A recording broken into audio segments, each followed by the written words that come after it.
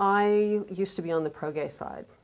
I came out of a very liberal seminary, Drew Seminary, one of our most liberal in United Methodism, and I had been actually pro-gay going in.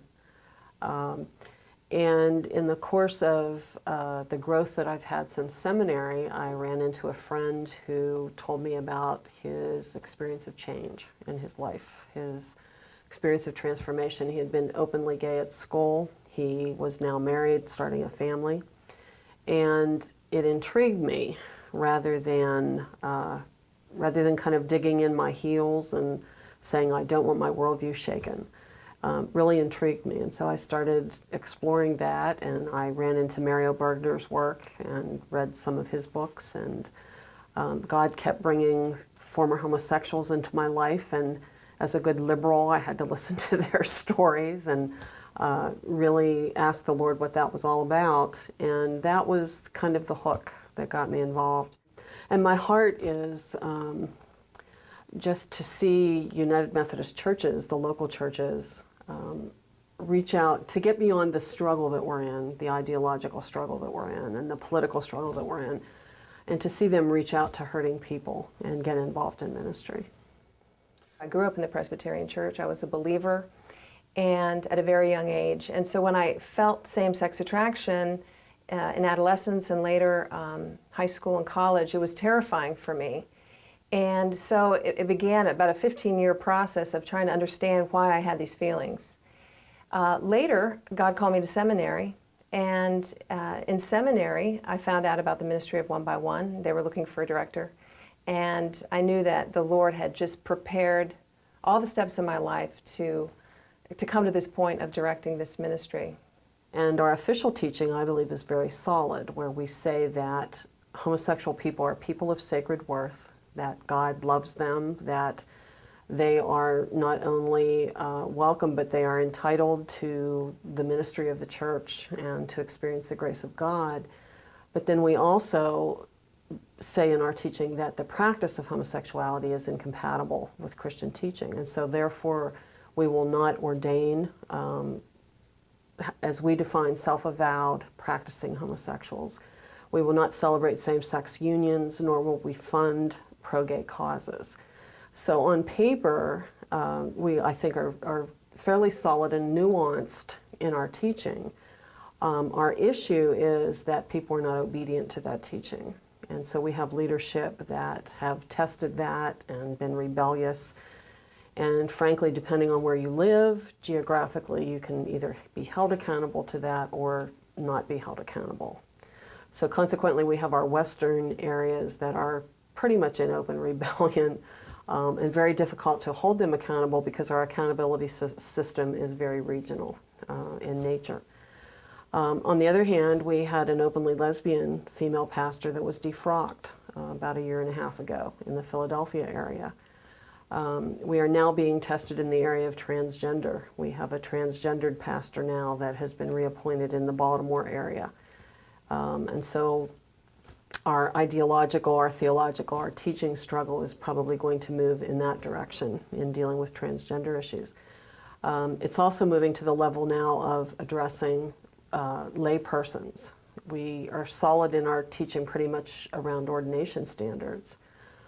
But now it's going to move to a discussion of membership, and what does membership mean? Can you be openly practicing gay and a member? Can you be in a lay leadership position? So the discussion is going to move that direction. Pure passion that beats for Christ alone. Pure passion. The official position of the church is marriage between a man and a woman is God's standard, and if one is single, one is to be faithful and celibate. However, even though that is still the standard, which is in our Constitution and the Book of Order, for about 30 years, it is presbyteries and the General Assembly has tried to overthrow those standards. So even though they're still on the books, many churches are allowing for the ordination of gays and lesbians.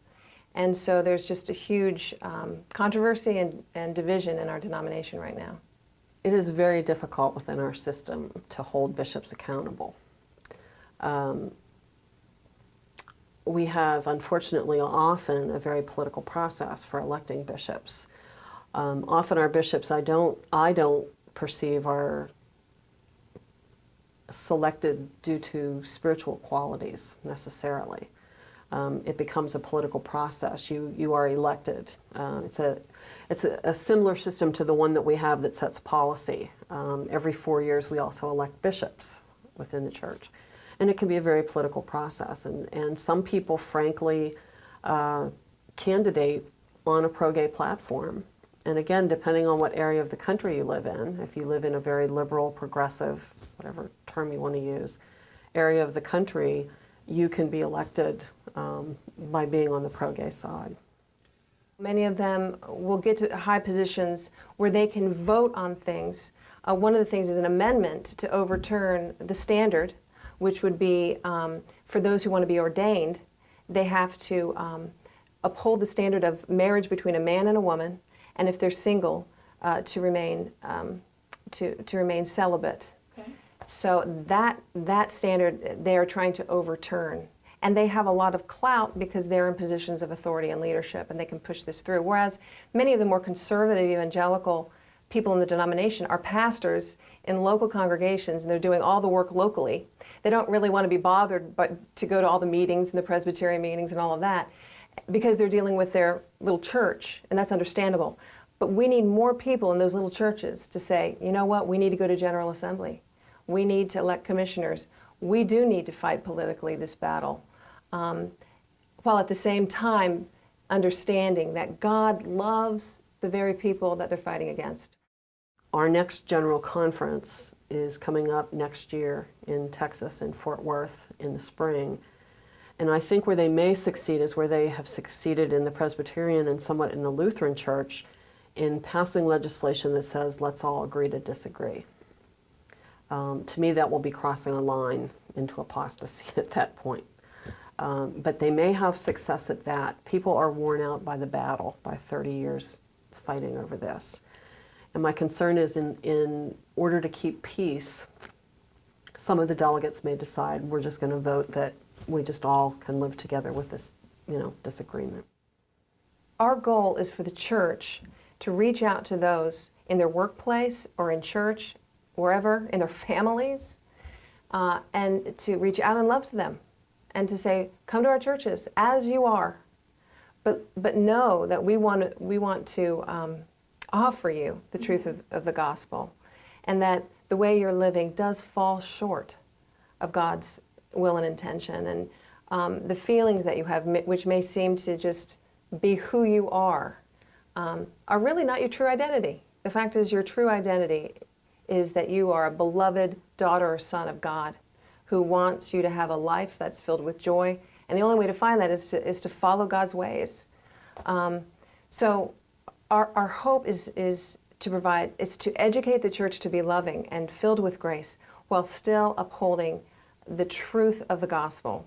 How could the pro-gay side, which within United Methodism is the reconciling movement, is what they call themselves, how could they hold a meeting at in the heartbeat of the South in one of our retreat centers, which was Lake Junaluska, is where that was. And the answer to that is that we bow, as many in the mainline do, to the God of inclusiveness.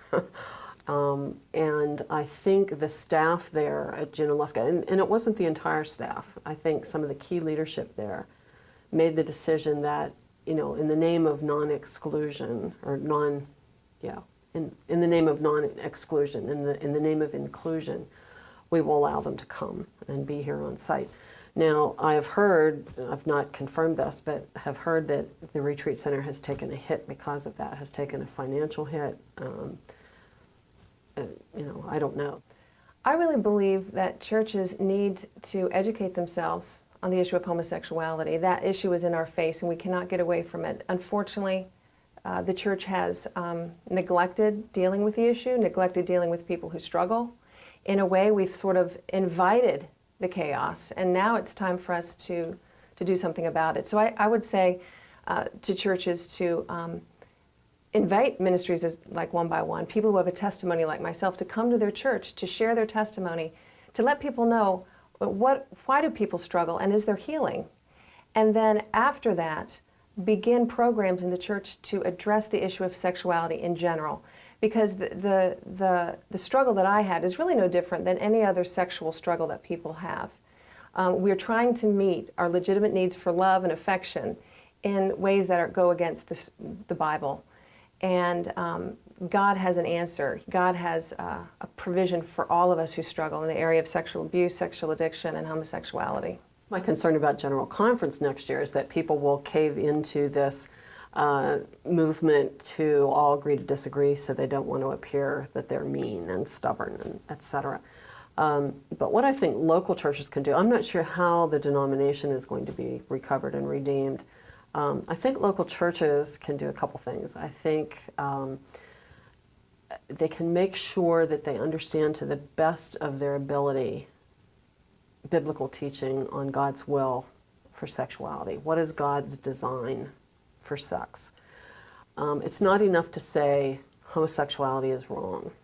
And some churches are able to do that. We have to be able to say why the other is right.